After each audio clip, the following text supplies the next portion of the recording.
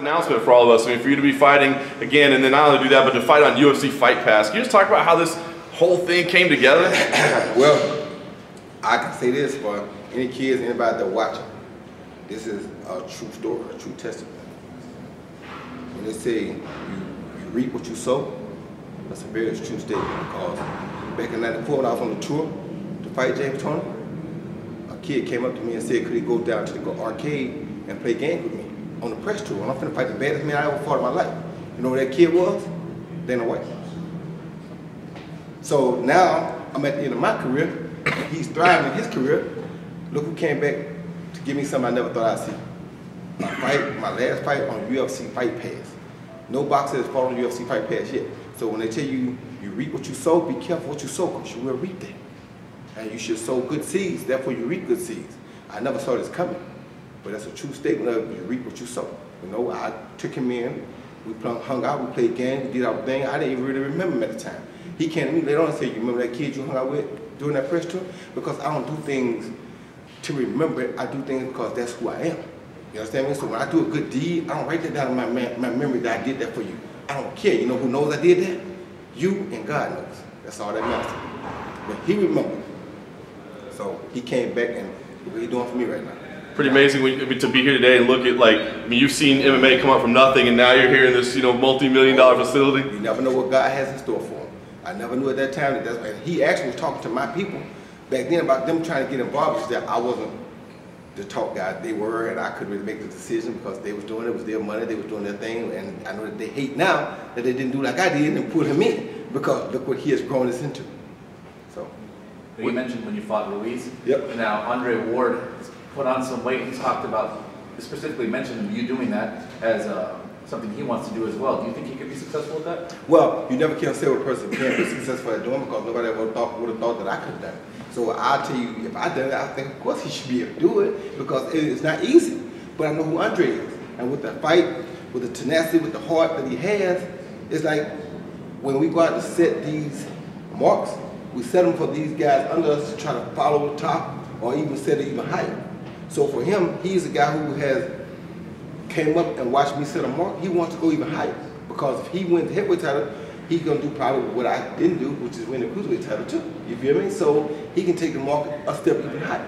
So I don't see why he couldn't be able to do it. I mean, it's not gonna be easy, but if anybody could do it, I think it would be him. Roy, Anderson Silva used to throw out your name quite often. I wonder how interested were you in that at the time, and how close did that ever come to happening?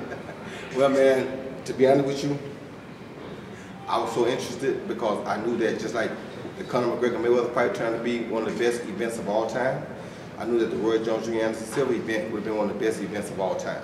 So when you talk boxing, it's one thing. When you talk MMA fighting, it's another thing. But when you talk events, it's a whole nother light.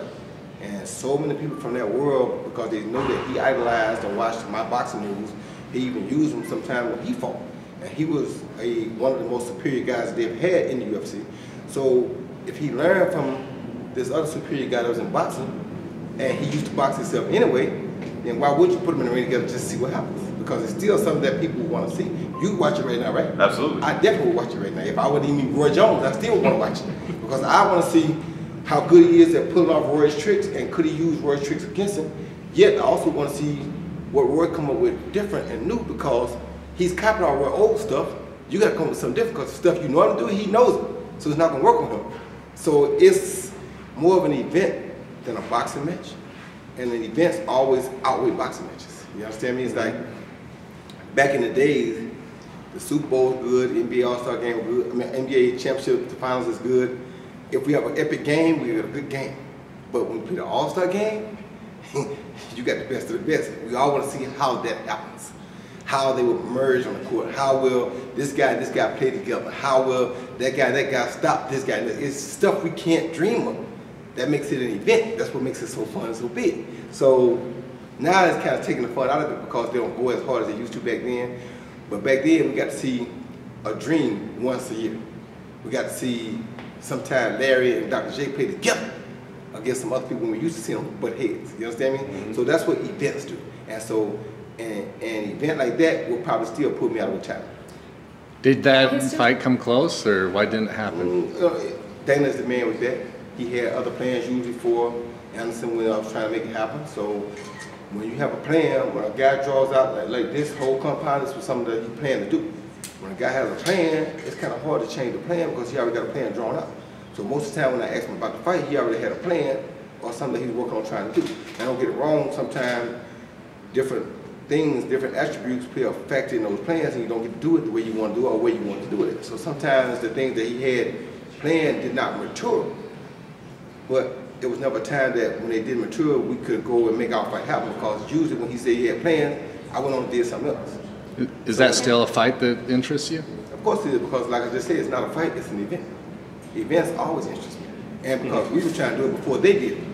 So of course it's an event. It's a huge event that interests both of us. So you would come out of retirement for that fight? Of course I would. Why not? And I would get in top shape and be ready to win it because I'm not planning on losing nothing. The only thing I want to lose is weight. That's it. Has Dana brought that up? We really haven't had a chance to talk about it yet.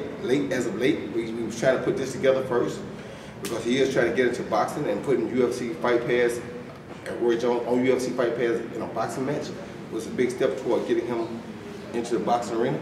So that's what we've been talking about first. But quite naturally, I'm sure that will come up because I know Anderson still wants it. And if he wants it, of course, I still want it because, like I said, it's not a boxing match per se. It's an event.